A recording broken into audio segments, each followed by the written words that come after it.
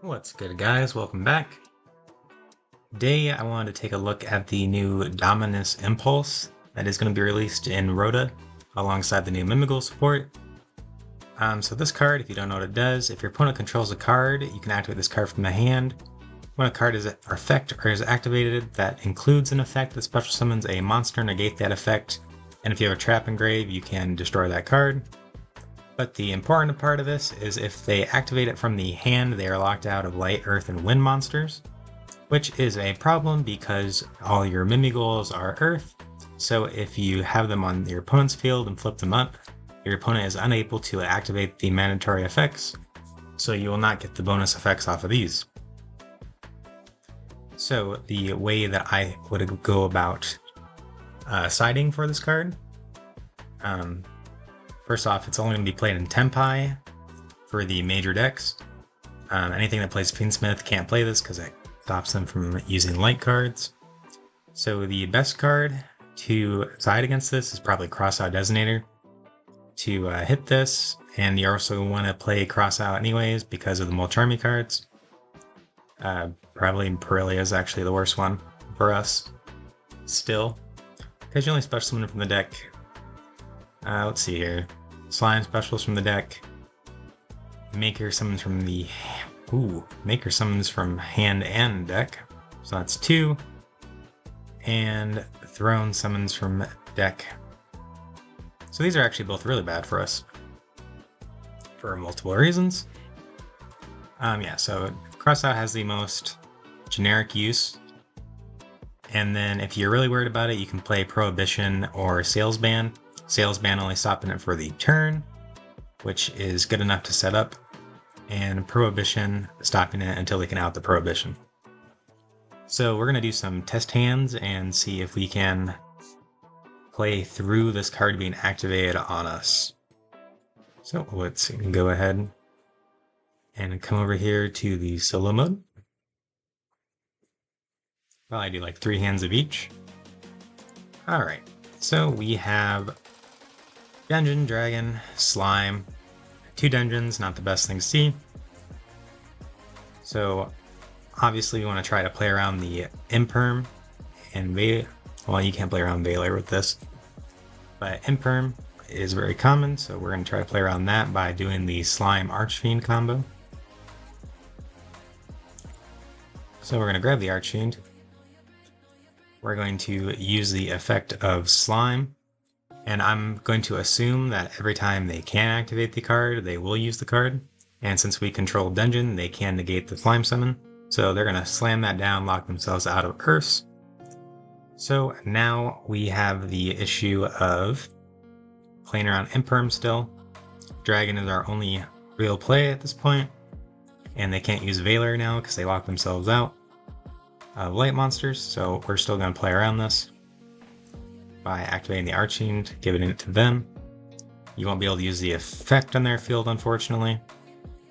So it will turn into a free body for them, but that is not too bad of a cost for being able to play around the Imperm. So we're going to grab the Maker effect. We're going to reveal Slime because it is now the worst one in my opinion for its non-opponent's effect, because it does require your opponent to control more monsters than you, so it's very unlikely to see. And the second worst would be probably Cerberus, but I'm not playing it. So third is Archfiend. And if they're playing Nightmares as one of their few link monsters, then these become less good because Nightmares do require different named monsters. But we are going to assume that for all intents and purposes that they're on Tempai because it is the most common deck that will play it. So we're going to summon the Slime off of the Maker. And then we don't have enough to do anything other than just one XYZ. Typically, if you could only make one XYZ, I would probably go for Throne here.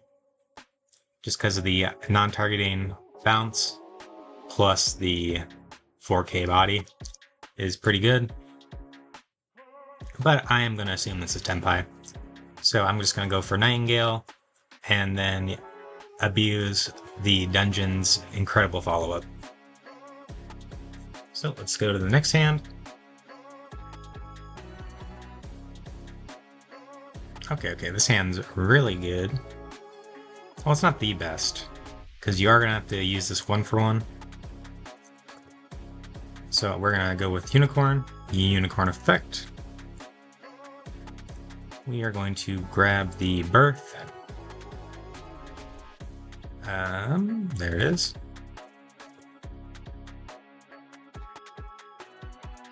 Now in game 2 or 3, I would probably not go for 1-for-1. I would probably just normal summon the Master, and then do Master Effect to search for a Slime.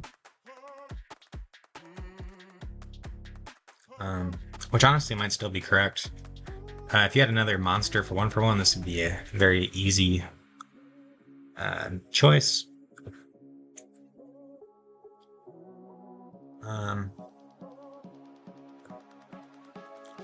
But you are probably going for 1-for-1, trying to summon out a dragon to be able to play, and then they would windmill slam that trap.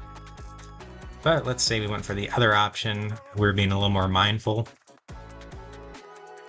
of the possibility of that card. So instead we would go for Master. Master Effect, grabbing the Slime, like I said.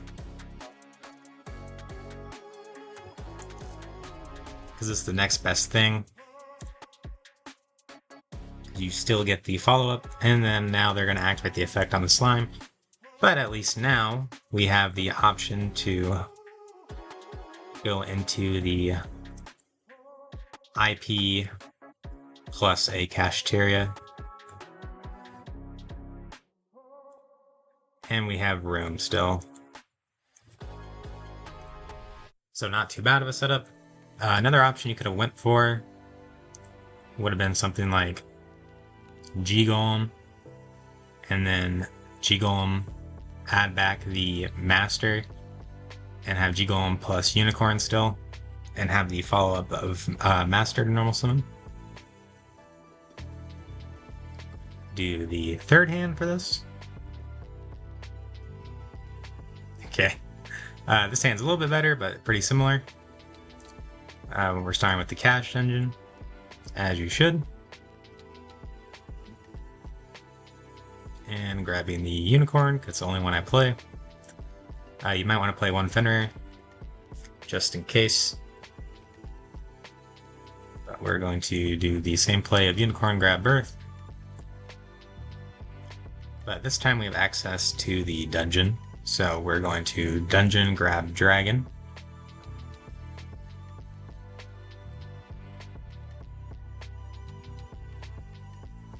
Yeah, grab Dragon. I don't see a world you'd do anything else. Normal summon Dragon when Dueling Book allows it. Use the effect. And we already have room, so no reason not to go for the Maker. Maker effect, and here they activate the trap, preventing this and locking themselves out. And this is just the same thing as last time. Of the IP, and then activate, bring back Unicorn.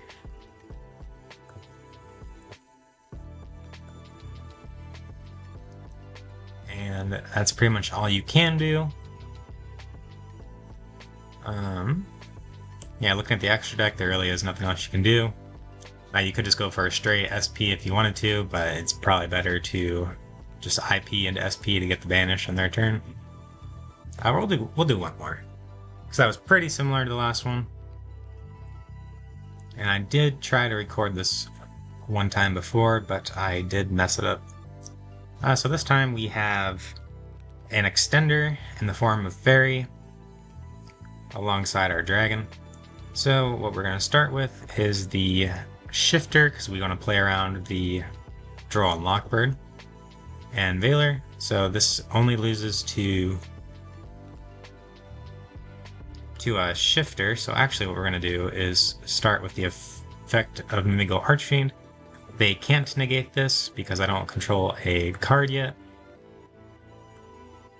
And then we're going to go Dragon. Use the effect to grab the...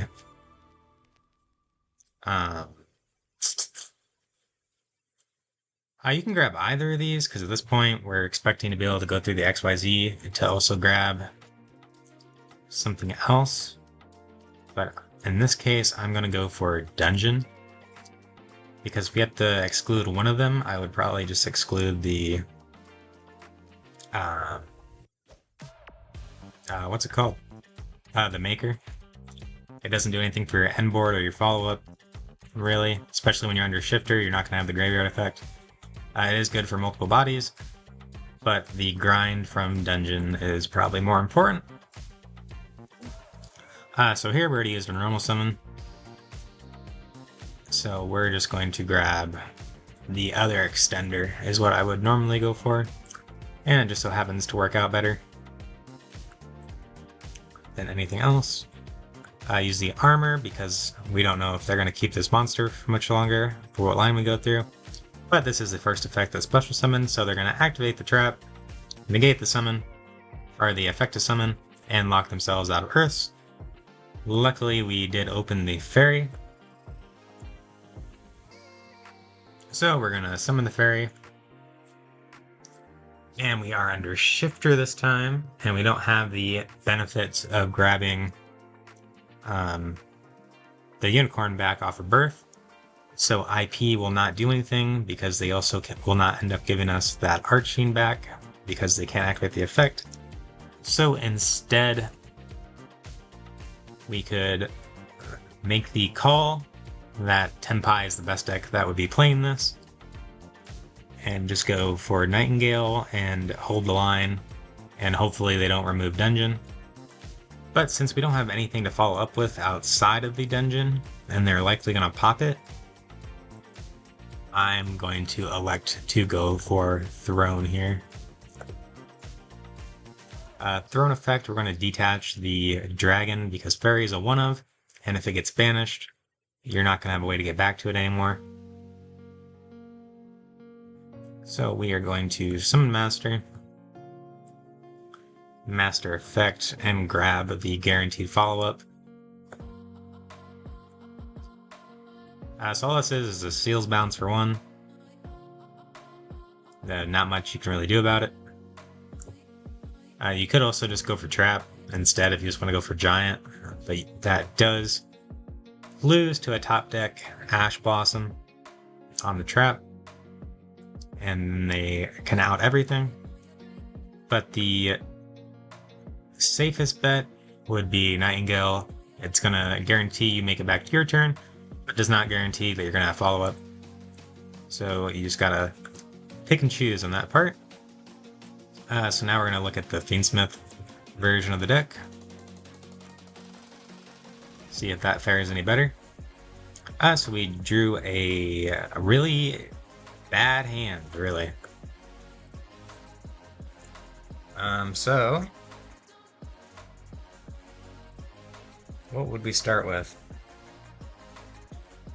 Me personally, since I have 1-for-1 plus Fiendsmitch Engine, I'm going to start with the Fiendsmitch Engine because if we can get Neko Quip on field when we activate the 1-for-1, we get the draw one.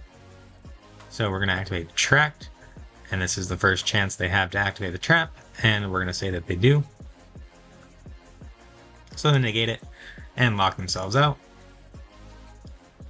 And now we are going to activate the 1-for-1, pitching the Engraver because it is dead, because we only played the 1 Tract. And actually what we want to do is, again, we're trying to play around the Imperm. So before we do that, we are going to Slime onto their field.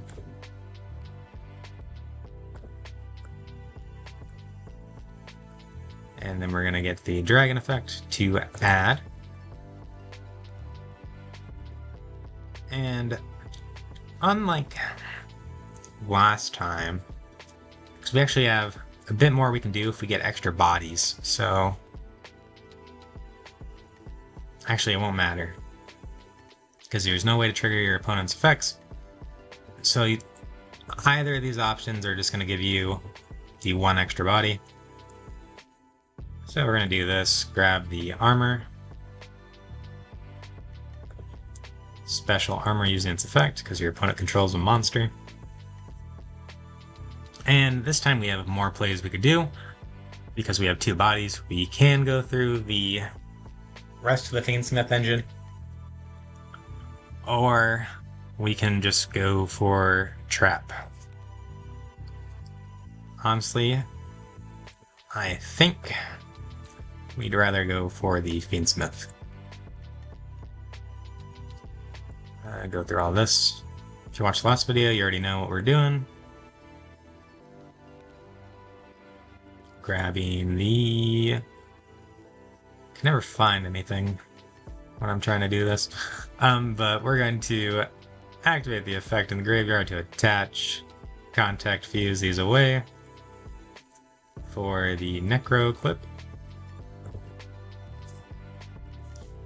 And this time, we're gonna have enough bodies without going for M7, but we still will go for M7 here because we can grab back the dragon. No, we won't actually, because we would not have a body. So is it worth even considering? No. We won't get an extra body no matter what we do. So why burn the rank 6? Oh, we're going to use this effect. Put back, and put back. For the Desiree. Desiree plus the Link 2. We're going to go into the new Link 3. If you haven't read this card yet, it just quick effect can target a non-Link Light Fiend in your grave. Or maybe on field. Nope, only in grave.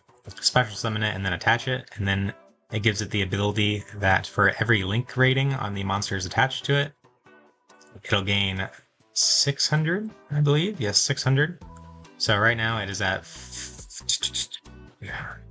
28 plus 16, 46. And then we're going to activate the sequence to attach to it, making it 58.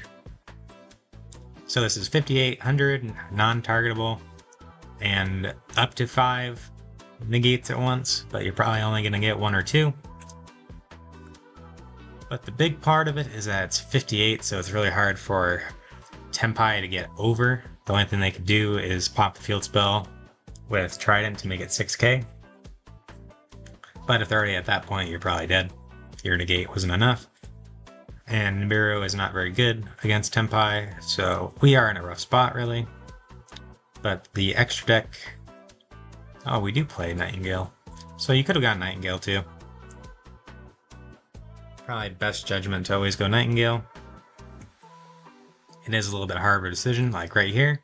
It will not be a hard decision because we have a dungeon in hand. So it won't matter if our dungeon on field gets taken out. Bread and butter combo is Slime and Archfiend. It works out the best for playing around everything. Slime effect, get hit with the trap. And we're just doing the same thing as last time now, of using the Archfiend effect to block the Imperm. So the only thing we can lose to is an Ash Blossom at this point. But this time we started with Field Spell, so we can actually grab the Extender in the form of Maker. If we had a armor or a fairy, we probably would have just gone for trap, because Maker is going to give our opponent an extra body, but it is the only way we can play at this point. So we're going to just reveal a slime, reveal an Archfiend, I guess.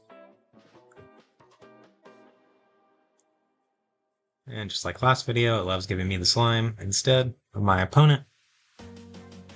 And here I'm just going to not get fancy with it. We're just going to go for the Nightingale. And funnily enough, if we did have a fairy or armor to start that, we could actually use the slime effect now. Actually, no, we couldn't because we started with the effect. But if we had started with something else, now we could have. But that is not this situation. We'll do one more. See if we can make a better board. Ooh. This is a hand. A hand of all time. So we're going to start with dungeon. Again, we're trying to get to the slime and archfiend combo. It just works out better. Gives you the extra bodies. And lets you go for the Caesar line before you commit too much. But as we know, we're not going to get that far because they're going to drop the trap on the slime. So now we have an option to make. Because we could just normal summon Lurie and just do Fiendsmitch combo. Or, sorry if you can hear that cat in the background meowing. I think he's just hungry. Or we could special summon Archfiend, normal summon Slime, special armor. Does that do much anything?